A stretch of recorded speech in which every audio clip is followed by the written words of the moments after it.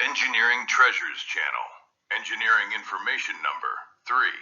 Design Challenges and Geotechnical Innovations. Jeddah Tower. When the problem turns into innovation. Jeddah Tower Foundations. Jeddah Tower Foundations, Challenges and Innovations. In the name of Allah, the most gracious, the most merciful. Peace and blessings be upon the most honorable of messengers, our Master Muhammad, and upon his family and companions. Greetings to you all. Happy New Year to everyone. Today, we meet again to share a quick yet important engineering insight. We are talking about Jeddah Tower. What are the lessons we can learn from it? It currently represents the latest technology in the world. It is the most modern building under construction, and its height will exceed 1,000 meters, approximately 1 kilometer. We previously discussed Burj Khalifa in the UAE, which stands at 828 meters. When Jeddah Tower is completed, it will reach 1,000 meters. There were fundamental challenges, specifically regarding the foundation work, that the designer and contractors had to solve before implementation. These can be summarized into 3 main challenges. 1. The complexity of Coralline strata. The first challenge is the Coralline layers. Jeddah is located on the Red Sea and contains coralline strata, which are known to have voids and caves. These cavities significantly weaken the bearing capacity of the piles. Today, we will discuss the methods used in design and construction to overcome these issues in the coralline strata, which often contain high percentages of voids. 2. Extremely high pile loads. The second challenge involves the massive loads on the piles. To test these, test piles were executed at the beginning of the project to verify if the required bearing capacity could be achieved. In a project of this importance, the contractor executes non-working piles outside the raft's boundaries. For example, if the design depth is 105 meters, a test pile is drilled to exactly 105 meters with the same diameter, 1.5 meters. Traditional load tests, using a direct load platform or tension piles, were insufficient for such loads. I personally have tested piles up to 1,500 tons, but the test pile for Jeddah Tower was tested with a load of 36,000 tons.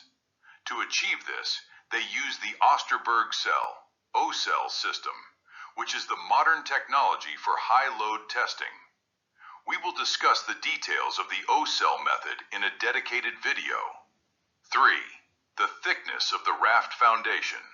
The third challenge was the thickness of the raft, which is 5 meters. Pouring 5 meters of conventional concrete in one go generates extremely high thermal heat. This heat is enough to cause major cracks in the core of the raft, affecting the concrete's integrity. This problem also required a specific solution, which we will cover in detail in another video.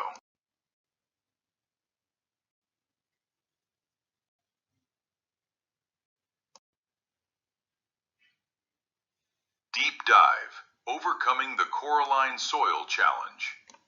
Now, let's focus on the first challenge, the coralline soil and the potential for voids in caves. To overcome this, a multi-axis plan consisting of 5 innovative steps was implemented. 1. Extreme depth. The design utilized depths ranging from 45 meters up to 105 meters, specifically in the core area where loads are highest.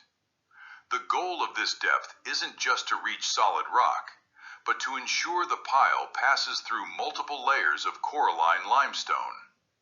This minimizes the impact of any single void in a specific layer. 2. Reliance on skin friction.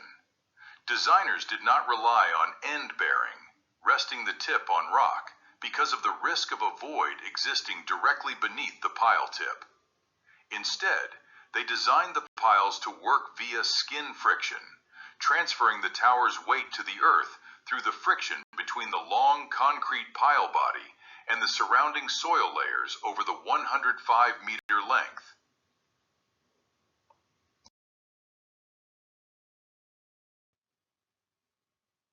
3.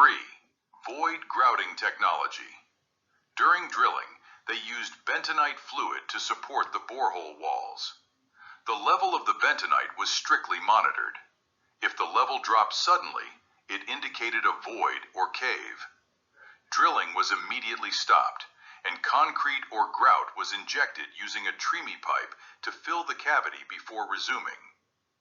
This strengthens the surrounding soil and ensures continuous contact between the concrete and the rock to maximize skin friction. 4. The 5-meter thick raft. All 270 piles were tied together into a single, massive 5-meter thick raft.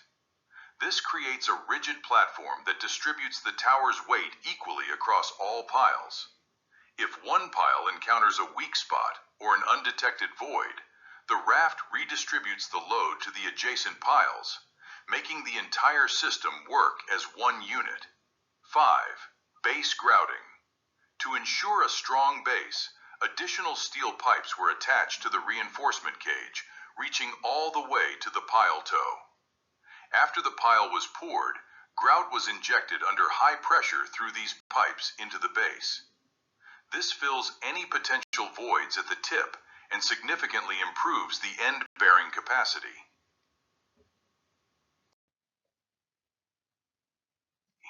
This concludes the explanation of the first challenge. I hope this information adds value to everyone. I leave you in God's protection, and we will meet in the next video to discuss the second challenge, the 36,000-ton O-cell load test. Peace be upon you, and the mercy and blessings of Allah.